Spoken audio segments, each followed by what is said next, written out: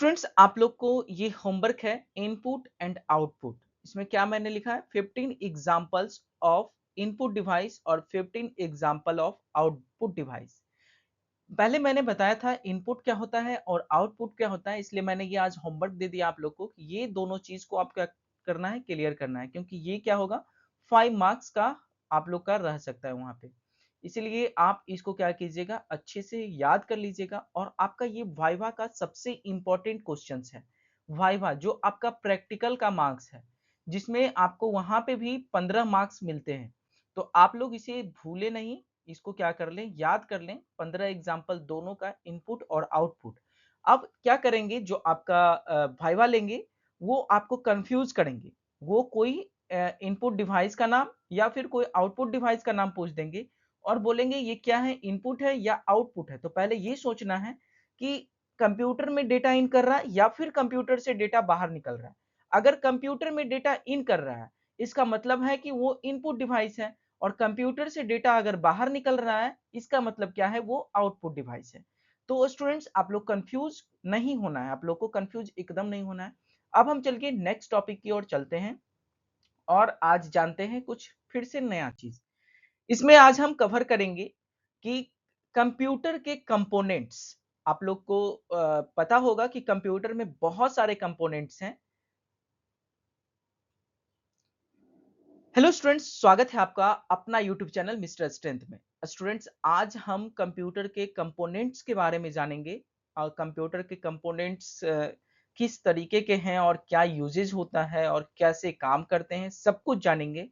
तो अगर अभी तक हमारे चैनल को नहीं सब्सक्राइब किए हैं या फिर हमारे चैनल के पिछले वीडियो को नहीं देखे हैं, तो कोशिश कीजिए पिछले वीडियो को देखने का, लिखने का और समझने का। अगर फिर भी दिक्कत है तो हम आपके लिए अवेलेबल हैं, ताकि आपका कंप्यूटर का जो भी सिलेबस है पूरा का पूरा एक प्लेलिस्ट के रूप में आपके पास प्रोवाइड करा देंगे, ताकि कभी भी आपको देख सकते हैं। और कंप्यूटर एक ऐसा सब्जेक्ट है जो आप किसी भी फील्ड, किसी भी सेक्टर में चले जाएं, इनफैक्ट आप अगर जॉब में भी जाएंगे तो कंपटीशन के एग्जाम में थोड़ा बहुत कंप्यूटर से क्वेश्चंस रहेगा ही रहेगा। इसलिए आप इसे सुंदर नोट्स जरूर बनाएं। तो चलिए आज हम जो कवर करेंगे उसमें स्कैनर को कवर करेंगे, सीपीयू को कवर करेंगे, रैम को, एक्सपेंशन कार्ड्स को, पावर सप्लाई को, ऑप्टिकल ड्राइव को, हार्ड ड्राइव को, मदरबोर्ड्स को, इतने सब सारे चीज को कवर करेंगे। और इसके अलावा फिर speaker, monitor, fax, keyboard, mouse और इंटरनल हार्ड ड्राइव, प्रिंटर। तो इतने सारे चीज को कवर करेंगे और कोशिश करेंगे कि आप लोग को वीडियो समझ में आए। और अगर समझ में आ जाए तो आप मुझे लाइक करके जरूर बता दें कि हाँ वीडियो सर काफी अच्छा है और समझ में भी आ रहा है। तो चलिए अब हम चलते हैं नेक्स्ट स्लाइड की ओर और एक एक करके हम जानते हैं। सबसे पहले आप ये देख लीजिए स्टूडेंट्स कि स्कैनर इसी तरीके का होता है। अब स्कैनर का क्या काम है, तो लिखा हुआ है एन इनपुट डिवाइस। सबसे पहले कौन सा डिवाइस है, ये एक इनपुट डिवाइस है that can convert the contents of a paper document into a digital image that can be stored in the computer। मतलब ये क्या करेगा, आपके पास अगर हार्ड इमेज है, हार्ड इमेज मतलब हार्ड कॉपी। जैसे सपोज कीजिए आपके पास एक पासपोर्ट साइज का फोटो है और आप चाह रहे हैं वैकेंसी में उसे अप्लाई करने के लिए, या फिर आपके पास कोई एक एप्लीकेशन है और आपके दोस्त क्या कर रहे हैं, उसको मांग रहे हैं। तो अभी तो हम लोग क्या करते हैं, व्हाट्सएप के माध्यम से उसको तुरंत फोटो खींचते हैं और क्या करते हैं, उसको भेज देते हैं। तो ये एक तरह से क्या किसका काम है, स्कैनर का ही काम है। पहले कैमरा नहीं था तो स्कैनर चलता था और स्कैनर क्या करता था, उसको अपने मशीन के पास रखकर उसको क्या करता था, स्कैन करके वापस से उसको कंप्यूटर में इंसर्ट करता था। तो वो जाके क्या बन जाता था, डिजिटल इमेज बनता था। उसी को हम लोग क्या करते हैं, स्कैनर कहते हैं। इसमें मैंने हिंदी में भी लिखा है, एक इनपुट डिवाइस जो एक पेपर, दस्तावेज की सामग्री को एक डिजिटल छवि में बदल सकती है, जिसे कंप्यूटर में संग्रहित किया जा सकता है। आपके पास मैंने एक एप्लीकेशन का पेज लेके आया और मैंने बोला कि इसे आप क्या करो, कंप्यूटर में डाल दो। आप क्या करेंगे, एटीएम मशीन में जैसे पैसा डालते हैं वैसे इसको डाल देंगे? नहीं, आप क्या करेंगे, इसको स्कैनर के पास ले जाएंगे और इसको स्कैन करके वापस से क्या करेंगे, कंप्यूटर में इसे सेव कर देंगे। तो इस प्रोसेस जो हो रहा है वो किस डिवाइस के माध्यम से हो रहा है, तो स्कैनर के माध्यम से हो रहा है। और ये कैसा डिवाइस है, तो ये एक इनपुट डिवाइस है। कैसे? क्योंकि ये कंप्यूटर में क्या कर रहा है, डेटा को इंसर्ट करा रहा है। अभी मैंने इसके पहले भी बताया था और अभी फिर से मैं बता रहा हूँ। तो आपको समझ में आ गया होगा क्या स्कैनर एक कैसा डिवाइस है, इनपुट डिवाइस है। अब चलते हैं हम नेक्स्ट कंपोनेंट्स के बारे में।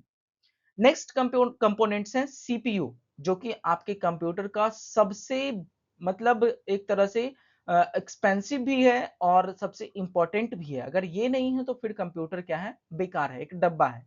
इसमें लिखा हुआ है the brain of the computer, मतलब जैसे मानव को चलने के लिए, सोचने के लिए, समझने के लिए, फील करने के लिए दिमाग होता है, वैसे ही इसके पास क्या है, एक सीपीयू है। The brain of the computer where programs are run, it is one of the most expensive parts of the hardware. Modern CPUs can perform multiple tasks simultaneously.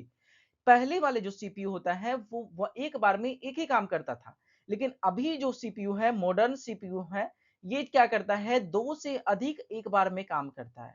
तो अगर एक से दो से अधिक, मॉडर्न अभी भी काम कर रहा है, पहले एक काम करता था।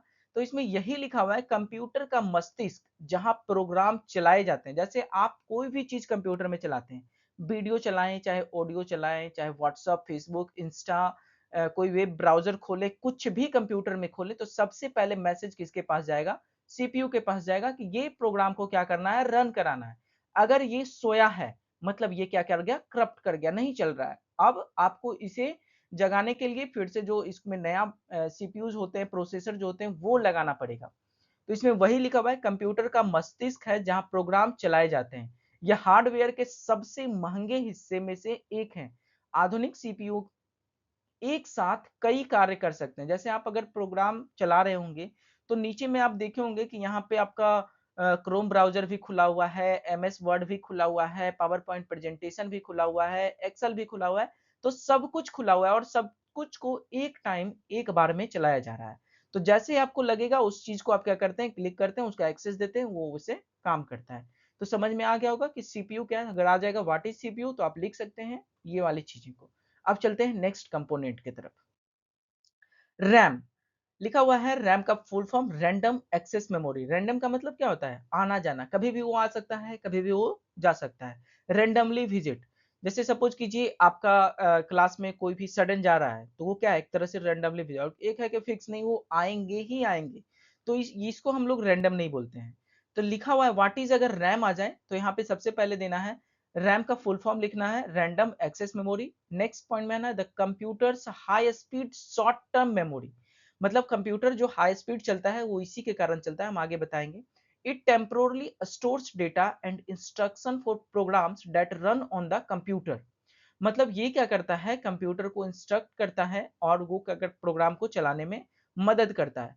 मैंने यहाँ पे लिखा, यह अस्थायी रूप से कंप्यूटर पर चलने वाले कार्यक्रमों के लिए डेटा और निर्देशों को संग्रहित करता है। अब यहाँ पे आप समझिएगा कि अस्थायी ये कैसे है। तो सपोज कीजिए कि आप कंप्यूटर में एमएस वर्ड को ओपन किए हैं। एमएस वर्ड आपका क्या है, कंप्यूटर में ओपन है, और आप कुछ टाइप कर रहे हैं, मतलब कुछ लिख रहे हैं, और ये क्या है, रैम पे चल रहा है। रैम मेमोरी के पास अभी इसका एक्सेस है, अभी इसके पास आपके हार्ड ड्राइव और सॉलिड स्टेट ड्राइव में नहीं गया, अभी ये पूरा का पूरा रैम पे है, अपना रैम इसको रखा है। जितना भी प्रोग्राम चल रहा है, अभी मैंने बताया था ना कि क्रोम है, व्हाट्सएप है, फेसबुक है, इंस्टा है, या कोई भी वेबसाइट है, एमएस वर्ड है, एमएस एक्सेल है, वो क्या कर रहा है, सारे के सारे किस पे चल रहा है, रैम पे चल रहा है ये। तो आपका सडन आप क्या कर रहे हैं, वर्ड में लिख रहे हैं और लाइट गया कट, तो अब क्या होगा, ये डेटा वहां से हो जाएगा आपका खत्म। जब तक लाइट है तब तक इसके पास क्या है, वो वाली चीजें इसके मेमोरी में है, और जैसे ही ये खत्म हुआ, मतलब इसका कहानी क्या हो गया, खत्म हो गया। सेम आप लोग की तरह है। पता है कैसे, जैसे आपके टीचर आपको क्लास में पढ़ा रहे हैं, तो जब तक पढ़ा रहे हैं तब तक तो आपके पास दिमाग में सब सारी बातें हैं। जैसे ही क्लास टीचर आपके क्लास से गए, तब हो गया सब कुछ खत्म। मतलब जब तक क्लास टीचर हैं तो ये एक तरह से क्या है, इलेक्ट्रिसिटी है। जब तक इलेक्ट्रिसिटी है तब तक इसके पास क्या है, सब कुछ याद है, और जैसे ही इलेक्ट्रिसिटी कटा, सब कुछ क्या हो गया, खत्म हो गया। वैसे ही आप लोग का भी सेम है, वोलाटाइल है एक तरह से। जब तक टीचर है क्लास में, आप लोग को बता रहे हैं, तो सब कुछ याद है, और जैसे ही क्लास से गए और नेक्स्ट डे आए पूछे, तो सब कहानी क्या हो गया, खत्म हो गया। तो सेम रैम के पास भी वैसा ही मेमोरी है। ये भुलक्कर मेमोरी होता है, इसको वोलाटाइल मेमोरी भी कहते हैं। हम आगे मेमोरी पढ़ेंगे, उसमें हम विस्तार रूप से इसके बारे में हम चर्चा करेंगे। अब हम चलते हैं नेक्स्ट कंपोनेंट्स की तरफ। Expansion card. एक्सपेंशन कार्ड्स क्या होता है? जैसे यहाँ पे मैंने लिखा है circuit boards that can be inserted to add functionality to a computer system, for example network, sound और वीडियो कार्ड्स। आपके कंप्यूटर में या फिर आपके लैपटॉप में अगर वाईफाई चलता है, या फिर आपके कंप्यूटर में वीडियो चल रहा है, या फिर ऑडियो चल रहा है, या कुछ भी ऐसा चीजें चल रही है, तो ये इसी तरीके के कार्ड्स होते हैं। अगर आपके कंप्यूटर से हम वीडियो वाले कार्ड्स को निकाल लें तो आपका कंप्यूटर में वीडियो नहीं चलेगा। आपके कंप्यूटर से हम नेटवर्क वाले चीजें को निकाल लें तो आपके कंप्यूटर में वाईफाई नहीं पकड़ेगा, या कोई भी तरह का नेटवर्क उसमें लैपटॉप में भी नहीं आएगा। सेम है, ऑडियो वाला कार्ड्स को अगर हम निकाल लेंगे तो किसी भी तरह का कितने भी बड़ा बूफर लगा लें, डीजे लगा लें, कोई भी साउंड लगा लें, वो वहां पे आवाज नहीं करेगा। तो ये सब चीजें को चलाने के लिए ये सब कार्ड्स की जरूरत है। इसको हम बोलते हैं एक्सपेंशन कार्ड्स। और ये कार्ड अगर रिमूव हो गया आपके कंप्यूटर से कोई भी एक चीज, तो आपका क्या है, कंप्यूटर वर्क नहीं करेगा। तो अगर आप लोग को कंप्यूटर कभी भी वर्क नहीं कर रहा है, डिस्प्ले पे शो नहीं हो रहा है, आवाज नहीं आ रहा है, वीडियो नहीं चल रहा है, तो आप लोग को पैनिक नहीं होना है। सबसे पहले सोचना है कि हमारा जो एक्सपेंशन कार्ड है वो कहीं ना कहीं डैमेज हो गया है। इसको निकाल के आप एक बार अच्छे से साफ करके वापस से इसमें इंसर्ट कर दें। और नहीं तो सीधे आप कंप्यूटर स्टोर पे जाएं जहां पे हार्डवेयर का काम हो रहा है, वहां पे जाएंगे और इसको, इस चीज को क्या कराना है, चेंज करा लेना है। फिर से आपका ऑडियो वाली जो समस्या है, या वीडियो वाली जो समस्या है, या नेटवर्क वाली समस्या है, वो ऑटोमेटिक ठीक हो जाएगी। अब हम चलते हैं नेक्स्ट कंपोनेंट्स की तरफ। नेक्स्ट कंपोनेंट है पावर सप्लाई। इसके बिना तो आपका कंप्यूटर चलेगा ही नहीं। जैसे लैपटॉप चलाने के लिए या आपके फोन को चलाने के लिए चार्जर की जरूरत होती है, तो आप क्या करते हैं, बैटरी के माध्यम से उसमें क्या करते हैं, पावर सप्लाई देते हैं, या फिर बैटरी को चार्ज करते हैं। लैपटॉप के देख रहे होंगे चार्जर कुछ इस तरीके का होता है, और इसी तरीके से पावर सप्लाई लैपटॉप को मिलता है। ठीक वैसे ही आपके जो कंप्यूटर है उसमें पावर सप्लाई जो होते हैं वो सीपीयू के माध्यम से मिलते हैं, और यहीं से आपका क्या होता है, कंप्यूटर चलता है। अगर इस पावर सप्लाई नहीं मिलेगा तो फिर कंप्यूटर नहीं चलेगा। लिखे converts electricity from the wall into the form that the other computer components use. मतलब कंप्यूटर कंपोनेंट्स को यूज करने के लिए उसको जितना मात्रा में इलेक्ट्रिसिटी चाहिए वो सारी जगह क्या करता है, पहुंचाता है। अगर वो नहीं पहुंचाएगा तो वो पार्ट्स क्या होगा, नहीं चलेगा। अब हम चलते हैं नेक्स्ट कंपोनेंट्स की तरफ। Optical drive. इसमें बोल रहा है an input output device that reads data from and writes data to CDs and DVDs. आप लोग देखे होंगे पहले मार्केट में क्या होता था, सीडी मिलता था जिसमें क्या होता था, मूवी रहता था या फिर आपका सॉन्ग रहता था। तो आप क्या करते थे, परचेज करके लाते थे और फिर उसको आपके घर में एक सीडी होता था या डीवीडी होता था, उससे क्या करते थे, आप चलाते थे। लेकिन अभी तो हम चला रहे हैं, मतलब उसके पास क्या है, डेटा है इसलिए चल रहा है, मतलब वो ऑटोमेटिक, अब हमको रीड करना है उसको। लेकिन राइट कैसे करेंगे? तो जब घर में शादी होता है या किसी ओकेजन होता था तो वीडियो कैमरा वाला आता था और ब्लैंक सीडी लेके आता था, और उस सीडी में क्या करता था, जो आपका वीडियो बना वो उस सीडी में क्या करता था, लिखता था, मतलब राइट करता था किसी तरीके से उसको उसमें इंसर्ट करके। उसके बाद उस सीडी में सारा डेटा को फिल कर देता था, फिर वापस से आपको सीडी दे देता है। उसके बाद आप क्या करते हैं, उस वीडियो को या फिर जो फंक्शन पार्टी हुआ है वो सारी चीजें को आप क्या करते हैं, कंप्यूटर या लैपटॉप या सीडी डीवीडी जिसके भी माध्यम से आप देख सकते हैं। तो ऑप्टिकल ड्राइव का यही काम है, वो रीड भी करेगा और राइट भी करेगा, मतलब लिखेगा भी और उसको पढ़ेगा भी। पढ़ना इन द सेंस कि वो वीडियो चलाना, ऑडियो चलाना, और लिखना इन द सेंस कि उसमें ऑडियो को इंसर्ट करना या फिर वीडियो को इंसर्ट करना। ये किसका काम होता था, ऑप्टिकल ड्राइव का काम होता था। अब हम चलते हैं नेक्स्ट कंपोनेंट की तरफ। नेक्स्ट कंपोनेंट है हार्ड ड्राइव। तो हार्ड ड्राइव आप सबको ही सुने होंगे, an input output device that serves as the long term storage memory of the computer. There are two primary kinds.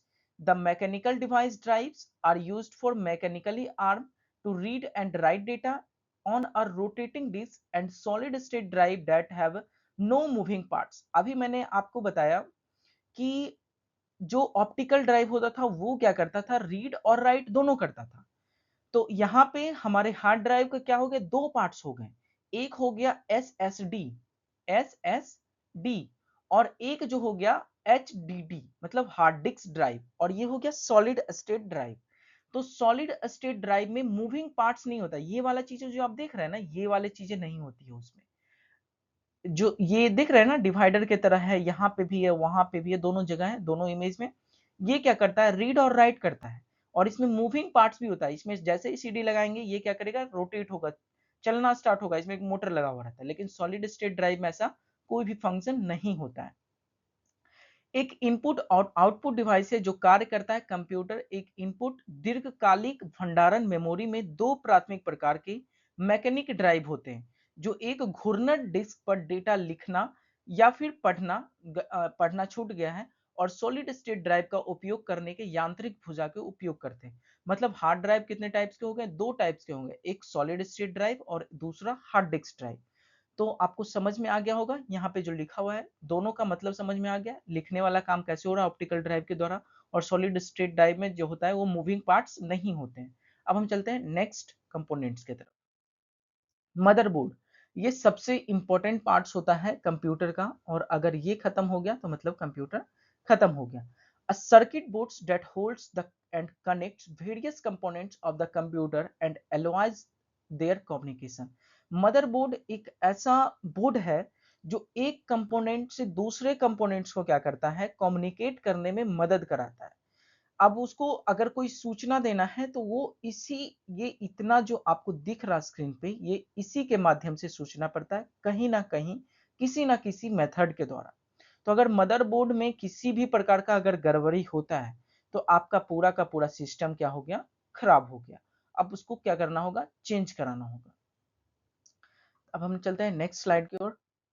Speaker, an input output device that output sound from the computer, मतलब वही है कि computer से जो sound है वो क्या करेगा, बाहर की ओर इंसर्ट करेगा। इसको इनपुट और आउटपुट डिवाइस इसलिए बोला गया है क्योंकि ये डेटा को इंसर्ट भी करता है। जैसे आपका फोन जो है, मोबाइल फोन में स्पीकर भी होते हैं, और एक क्या होता है, छोटा सा माइक्रोफोन भी होता है।